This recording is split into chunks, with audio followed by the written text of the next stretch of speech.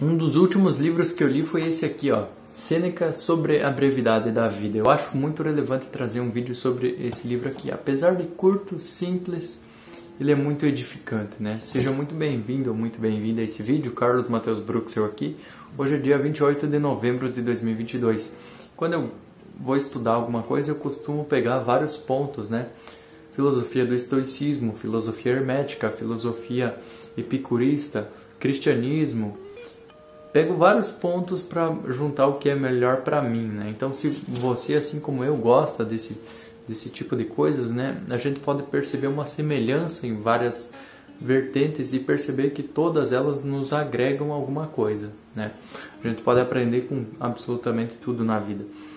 Então, sobre a brevidade da vida, Sêneca vai nos dizer que a vida ela não é breve, né? É que o ser humano faz do seu tempo algo breve, o ser humano que desperdiça seu tempo, que deixa seu tempo escorrer pelo ralo. Isso já acontecia lá na época dele, quem dirá nos dias atuais.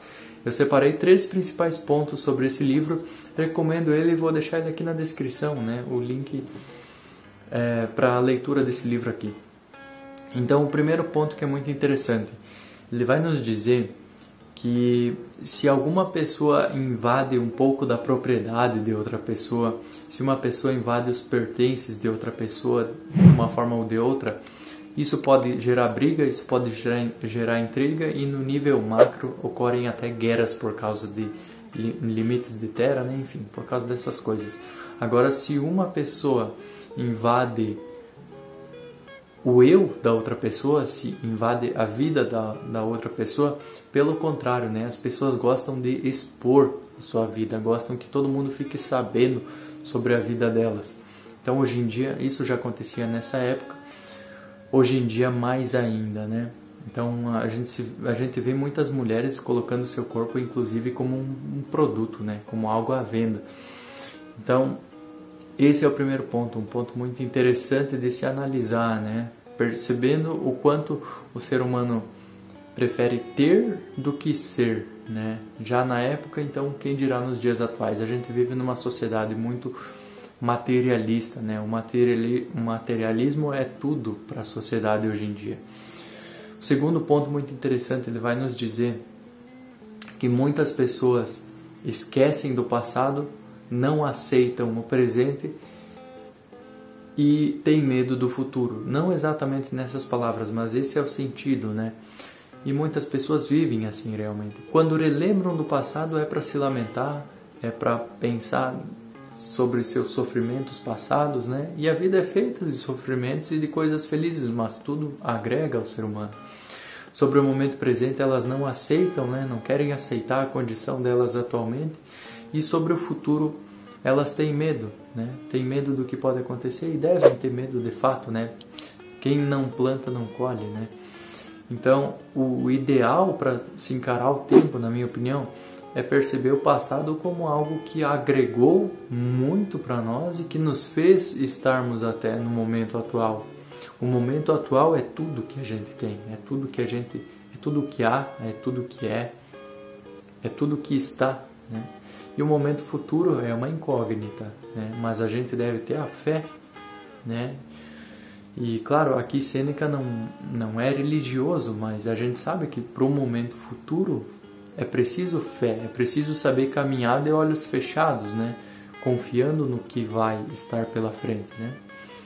E o terceiro ponto que é muito interessante, ele vai dizer sobre aqueles que não tiveram uma existência breve, né? Que não deixaram o tempo escorrer pelo ralo.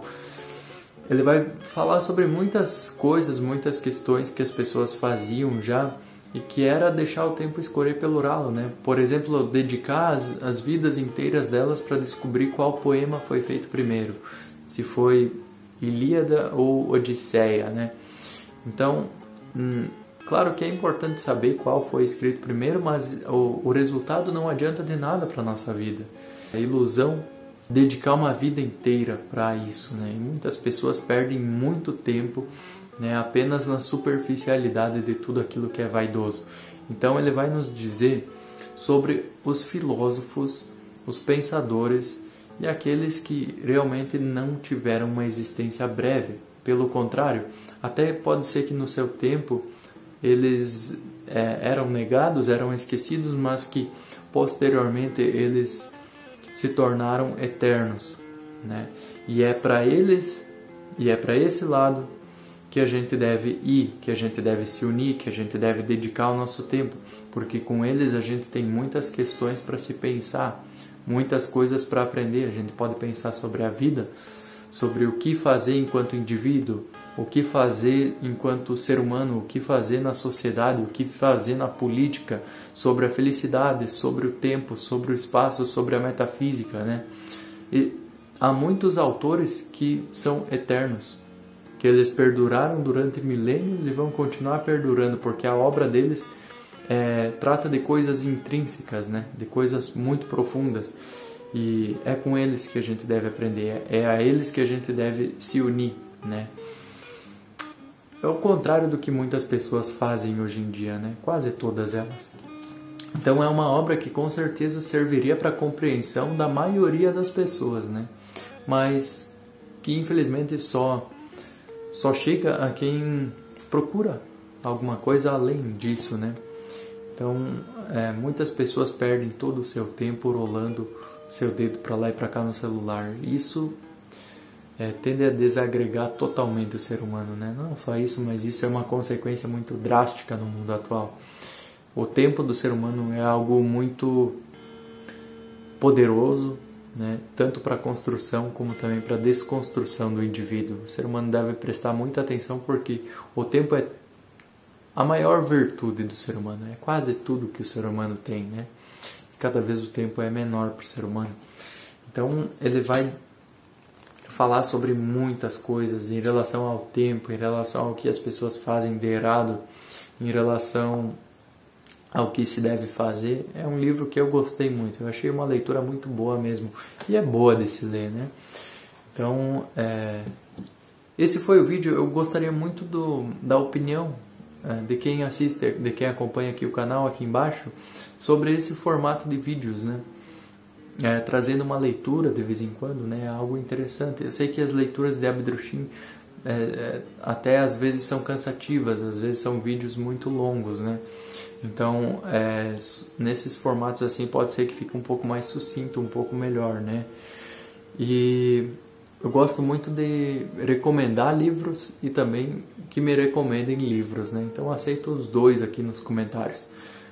O botão de gostei ali é muito importante. Eu deixo do fundo do meu coração a minha gratidão a quem assiste, quem acompanha os vídeos até o final, né? São 8 minutos de vídeo, um tempo grandinho até para os dias atuais, né? Então eu deixo minha gratidão a quem acompanha até o final. A gente se vê no próximo vídeo. Até a próxima, valeu!